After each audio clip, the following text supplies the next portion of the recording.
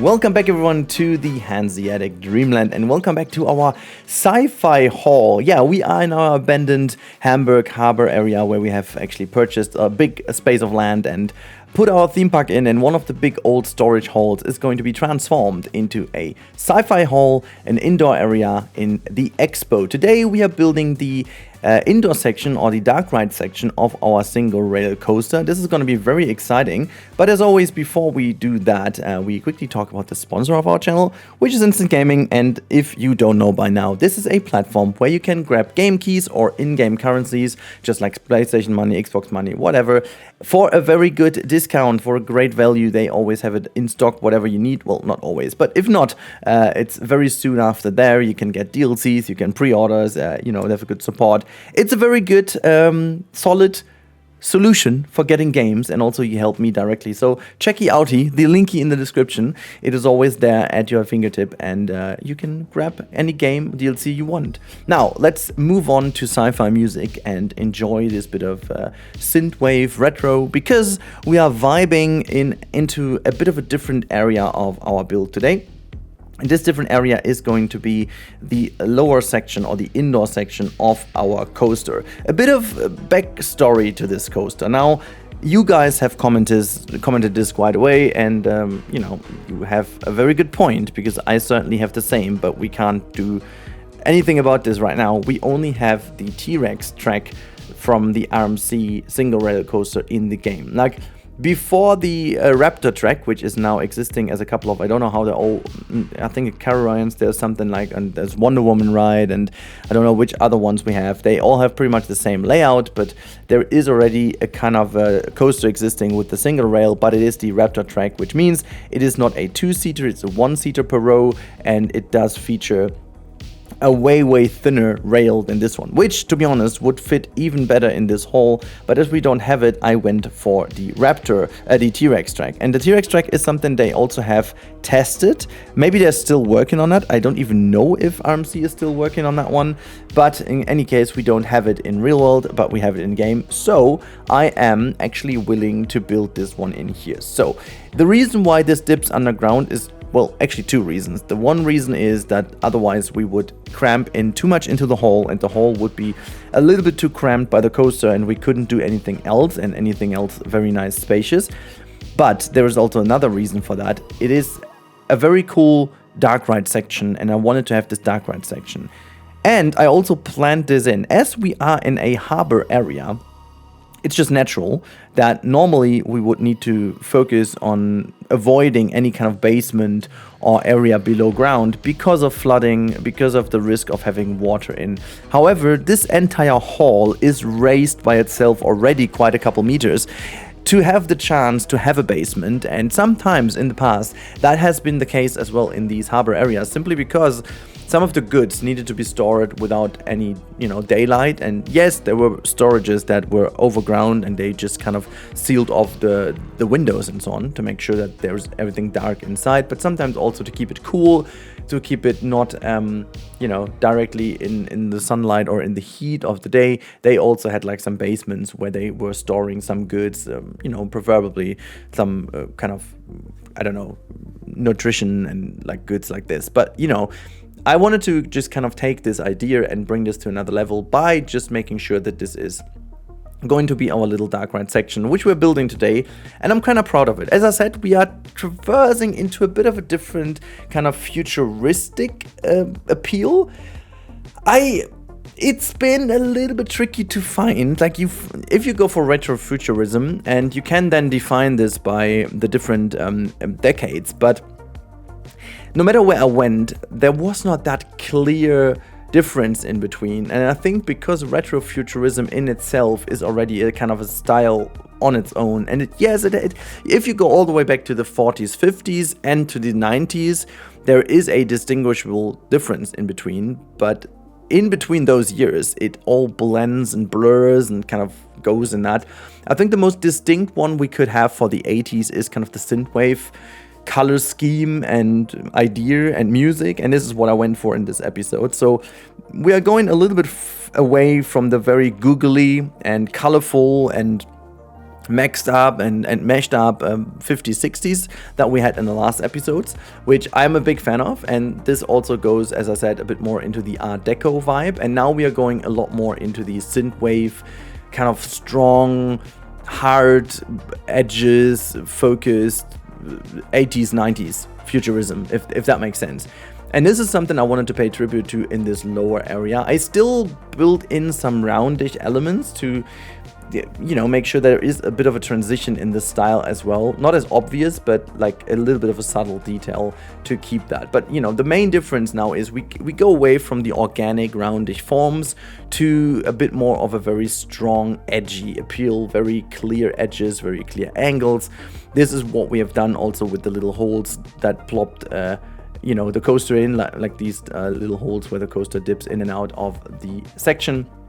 And I wanted to also utilize some of the lasers just because they, and you'll see that in the real-time part, they look absolutely fantastic. I really am a big fan of this. But yeah, there is also something very cool coming in the next episode I'm planning. I'm not sure if I will be able to record this before my holidays. Frankly not, I think, because I'm very struggling to get enough episodes pre-recorded for you guys. My computer was doing a lot of problems, a lot of trouble this time around. Not sure why. It's the first time I had issues with a new computer. I think it's always whenever you need it the most, the computer starts realizing, okay, you know what? No, we can't help him now.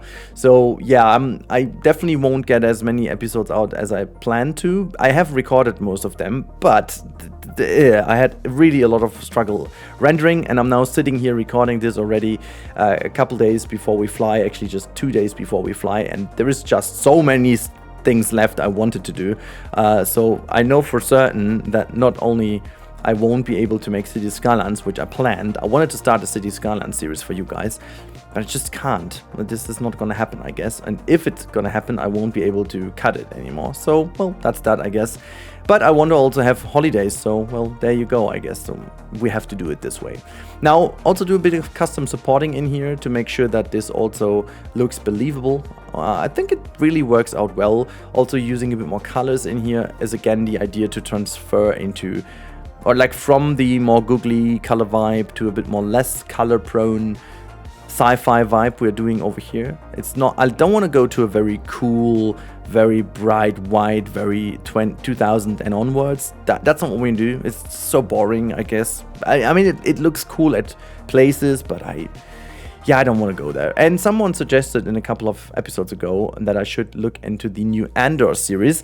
And I've watched now the first like 3 episodes, and I definitely know what they're referring to. Maybe we are going to drag something from there as well. But most of the builds they're using there, funnily enough, exist in the real world pretty much like that. You know, there's even the McLaren headquarters in Woking. Is it Woking? I guess it is. Which they use for a spaceport, for example, which is kind of fun. And the fun bit about this is that now Andor does also, it doesn't break with the style of Star Wars, because the style of Star Wars is pretty versatile, but it definitely introduces a lot more organic form factors in comparison to older ones where there's a lot of very edgy stuff. So I think it would go very well together with what I'm envisioning over here. So yeah, it's been a tough challenge to really nail the transition of the two styles, but I think we will be able to do this. I have a very nice idea to have a very nice transition piece that will hold together the two areas, but the next episode is all about filling in the main center of the hall, making it feel like an expo, but still making it feel like super sci-fi. And I'm very happy I went for this opposed to making just one big sci-fi ride or so.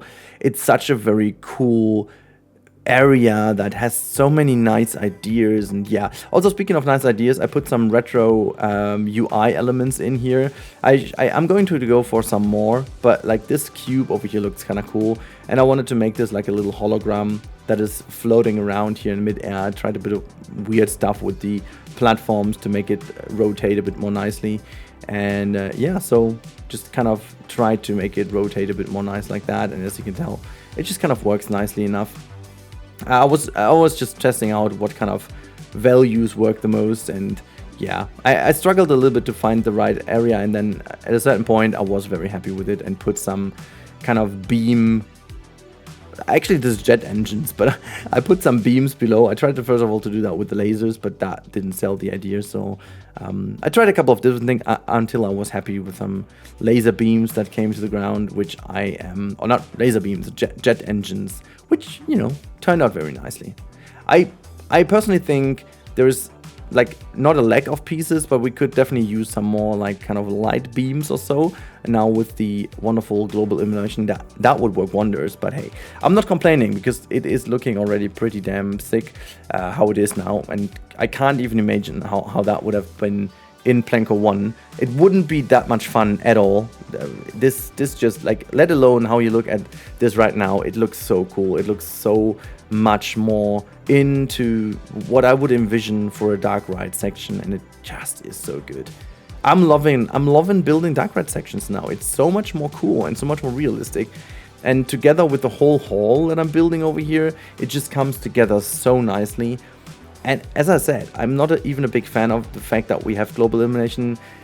If Frontier is going to change the exposure time finally so that it goes a little bit quicker, because it is a tad bit too long, it takes a little bit too long until the light changes apply. So this section over here barely has to change at all. The good thing is though that we are already in a hall anyway, so there's not that huge difference coming from the outside sunny area and then going into this dark area, and there's no change at all. But there is it's still taking too long until it really adjusts. And yeah, hopefully they will be changing that or adjusting that in the future so that the change goes a lot quicker. Just normally your eye is, you know, within a span of a second, your eye is normally maybe 2 seconds in extreme conditions, but that's about it. But in the game, it just takes 5, 6, 7 seconds until. And yeah, I think that should be done. Now, with this building, like with the station, we are not doing the full station today, but you can tell from this later on, this is the new style I'm going for. As I said earlier, we are going from a very organic stuff, which we're not done with. You know, the organic stuff will still remain in the other areas, but we are taking this inspiration and going to a more edgy, more solid, more strong, and also bigger look of this area, which is also reflected in the music a little bit right now, a bit more dramatic, bit more edgy, I think. It was so much fun to build, guys. Like, I can't even tell you how fun it is to build with these tools now. And yes, I gotta say, the SciFi pack was amazing. But you can tell I'm not only using SciFi pieces the whole time, I'm also using other pieces the whole time to blend them in. And some of these support pieces with the concrete now work very well together with this more 80s, 90s style, while with the 70s, 60s, I wanted to avoid that as much as possible and go more for the aquatic pieces, as they are a lot more fitting to this kind of retro-futuristic 60s style. So yeah, talking a lot about these different styles because I feel like it's very important to nail this here and also have a story behind. But yeah, I think you want to see that in real-time part, right? So I guess I'm going to give this now over to the real-time Rudi, and hopefully you enjoyed that little voiceover part, and I can't wait to show you the next episode. Until then, have a wonderful time, guys. Enjoy your time, and now give it over to the Rudi.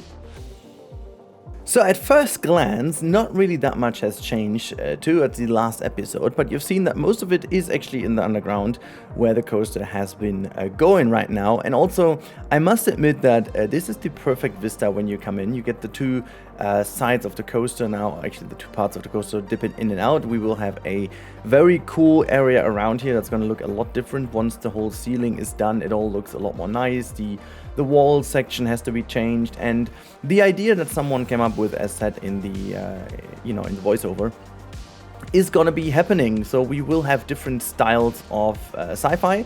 So we do have the 50s, 60s inspired retrofuturism over here. We're going into a bit more of a Star Wars vibey 80s, 90s style over here. And all the way to the back, there will be something very special as well with like some steampunk sci-fi. So we have 3 different areas to separate this sci-fi hall. It's gonna be a longer project than I actually thought it was, because that hall is pretty gigantic, to be honest. But you know what? I feel this is a very cool thing to do, and you know how much I can do this month, I don't really know, because I'll be on holidays. This episode is going to be released when I will be already on holidays, so hopefully you enjoy that. There's also already going to be the news out about Jurassic World Evolution 3, and there's just so many topics right now. But anyways, let's quickly talk about the structures I put to the outside over here. You can see this is the main support structure for the lift hill, and I thought, you know what, making this also features two things. A, we have some very cool things to go through, share a bit of the sci-fi vibe. Obviously everything will be looking a lot different once the ceiling is in, the floor is in, everything looks nice. We will be using that one as a gate to the other area over here. Excuse me, I just did my voice broke. I don't even know what I wanted to say. Yeah, we've got that sci-fi ship flying around. I've got some very nice tips from you guys what to change about it. I will do this later on, but there are some really cool tips how to do that.